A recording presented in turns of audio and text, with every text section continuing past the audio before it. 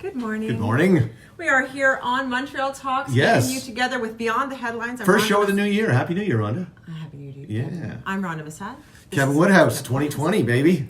2020. Yeah. Okay, let's start out with something happy. Pierrefonds public consultation. When you ask Yes. in Pierrefonds, they actually ask your opinion. Actually, many cities do this, and it's a requirement, by the way. It's not necessarily a grand gesture. That's right. In every occasion, there are requirements. You have to consult the public. So the public has been consulted on this particular They're issue. about to be. Yeah, it's a Montreal. This is a Montreal issue, and they've been touring other boroughs, and it's going to be Pierrefonds' turn next Wednesday, the 22nd. Empty storefronts. What do you do? I love this because a lot of the cities have empty storefronts, and what do you do? Because it's an eyesore and it's sad. Well, that's it. And commerce, as we know, is changing. It's not the same as it was even 5-6 years ago. I'm not proud of this, but I don't know. A couple of months ago, I was having a couple of drinks with some friends, and my wife was talking about buying a new backpack for our dog so the dog could wear it camping. And so she found it, and I was Does you like, want your dog to do the work when you're walking? exactly. So it was Nice. like, buy it. So she ordered it, and the next day she was at work. I'm at home. There's a knock at the door. I forgot we ordered it. That's pathetic. But it came from the States. It was there in 24 hours. I got to tell you, look at your spending over the holidays or any time when you're spending, because you could forget that you've ordered something and not get it. That's exactly it. And you just wouldn't know because you forgot, especially if it's a smaller item, like it's $20. You're not Yeah. going to necessarily, oh yeah, did I remember? I don't know, it's But- not on a list. But the thing that I thought of was, I mean, I like to shop locally, but I thought, how is retail going to survive this? I didn't even have to leave my house. Well, I'm glad they're going to be doing this public consultation Yeah. to see what people want, how they want to handle it, and I'm glad the city of Montreal is being proactive. Oh, I think with it's this. great. So they're looking Our at villages, our demerged cities need this attention as St. well. Anne de Bellevue, Point Claire. There are some in Dorval too. It's the empty storefront. I mean, you've been a business owner. You know what it's like. There's Yeah, taxes. And There's Dollard is very strict. I'm sorry about this, Alex Bataushi out there, but look at the signage in Dollard. It's very difficult to get a store going when you can't actually put up signage. A lot of cities have. Beaconsfield too. The village has had issues That's right. with signage. That's very true. So there's a lot of challenges to becoming a business owner, and so I think it's nice that the city of Montreal is actually being proactive. So 7 to 9 at the Borough Hall, Wednesday, January 22nd. They're asking for residents, business owners, concerned people to show up and offer your insights. That's what it's really about. It's an exchange of ideas to try and come up with some good stuff. We're going to lead that into the double shooting in Dorval. Yeah. And I don't mean double shooting in the same day. I mean double shooting in 5 weeks, to the point where I actually made an error when I was writing this police report. Okay. This police report came out. It was so matchy to the other one. Oh, that you had thought you been were done. writing the same story twice? My computer, I was having issues, and I needed to use an old slate. Right. So I took the old slate from the one that was the Dorval shooting 5 weeks ago, and it's so similar, it's startling. So what's going on there? There's What a happened? 51-year-old man in this case. It was at 4:55 a.m. yesterday morning, Okay. and there was a shooting. The man is not fatal. It wasn't a fatal shooting. Right. He got taken to the hospital and so on. But they're working. The investigation is ongoing. It was in a parking lot near where the gentleman worked. 51 years old. Wow. Not a great way to start the new year. No doubt. No, I mean, it's because it's not like, not like the West Island. Of course, we have our crime. They're not tremendous amount of shootings. So like you say, two very similar in the last 5 weeks. You could imagine that Station 5 will be upping their patrols. I would think, That's Sadly, generally what happens when something. We've had stabbings, we've had shootings, Correct. we've had fires. It's like Yeah. it hasn't been an easy time. No for that doubt. Department. Exactly. The police are on. Yes. They are on. They're on. Don't go to the Fairview parking lot because That's right. Remember that story? That's right. Yeah, come on. See, stuff happens fast, right? Yeah, We forget. Yeah, and we're stabbing, so that's kind of unique to the West Island. I don't think that's something that I've ever written about. No, it's a newer thing, and it's happened before with the kind of thing with kids attacking, going after kids and stuff. So another thing that happens in January, we'll be talking about this unfortunately next year, January, overcrowding in hospitals. Sadly. The Lakeshore General, which affects all of us out here in the West Island, no exception. They've got 75 people in the stretchers this morning. There's a lot of ill people, and we know the flu strain has been kind of virulent so far this year. It's been a little stronger than last year, and I know that's bringing people out. I know a young mother that got pneumonia and with complicated young mother of a 1-year-old and a 4-year-old. She died from the complications from Jeez. pneumonia, the virus. And my daughter had this virus, and it brings you pneumonia. But like the young mothers are dealing with their kids who have the viruses. This young mother, under 30 years old, died from complications from pneumonia. So it's careful to watch out. But the hospitals are asking us not to go there with the flu. That's exactly it. Where else do you, hand, if you don't have if you don't have a regular GP, you may have to go that. They're also suggesting if you can try and go to the clinics, but have you ever experienced a clinic? They open at 7. You got to get there at 6. You got to get there at 6 and hope you get in the line. And if you don't get in the line, you're out. So there is something to be. Danielle McCann, we need you. That's the Minister of Health. Yeah, we need some help there. Because this is sort of an ongoing thing. This is, again, it's like, the sun rises every day and we have overcrowding in our hospitals. Well, my mom was in the hospital and she was in a stretcher for at least 5 days of it. Yeah. And she was incoherent. Like, she was incoherent. They had her on morphine for pain. And we couldn't leave her alone for a moment. She would get up and walk out, and we wouldn't even know where she would have gone. Exactly. So we talked about this. You have to be proactive. If someone a loved one is in the hospital, you got to be there. You got to help them out. And this is one of those that has more questions than answers. Well, a family friend of ours, Liz Rossi, I wrote an article about this on the West Island blog. You can check it out there. She was at the Glen getting ready. She suffers from cancer, and she was downtown getting her pre-op. She's up for another operation, and everything went well. She was on her way back, and the hospital called urgently saying, Liz, you need to get back to the hospital. You have a blood clot. And so her and her husband were stuck in traffic. Yeah, that's the news you want to hear where you're trying to drive. So he's freaking out. She's freaking out. Anyway, they decided they told the hospital, we can't get back. Like, well, how do we turn around and get back in time to make this happen during the business hours? They weren't going to make it. Long story short. Sorry, because of the orange cones, because of the constructions. Yeah. And the weather. There was a weather element. They looked at the time and realized we will not get back before they close. Right.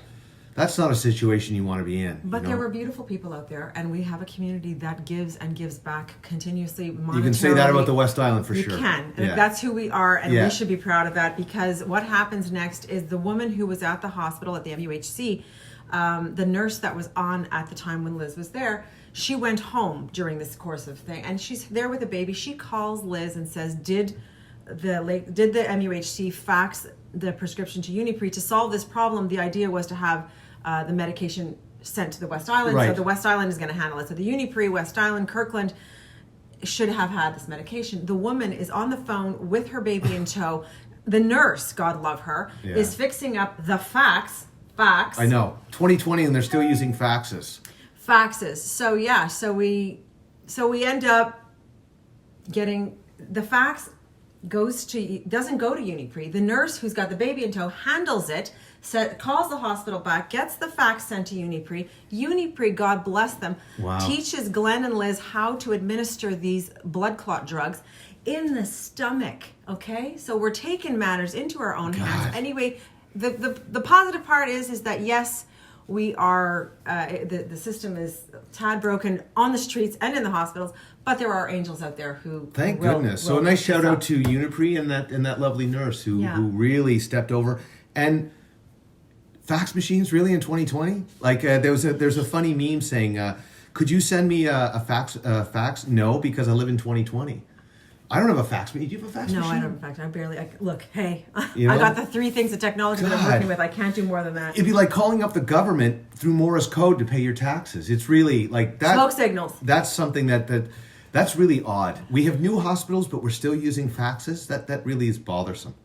I want to bring up one little thing. You should be putting peroxide down your drains just to clean out any viruses that are in there. I know this is completely out of my purview, but I learned this from somebody who was building, actually, at the plumber who did the work at the MUHC. I was going to say, it sounds like you spent, this is when you spent some time with your mom at the hospital. I did, and you're supposed to you become unwanted experts in weird stuff. Eh? Weird. Yeah. The elbow of your piping. In every sink, there's an elbow. Right. Well, that elbow, when it rests, gathers the infections that we have. It's a germ incubator.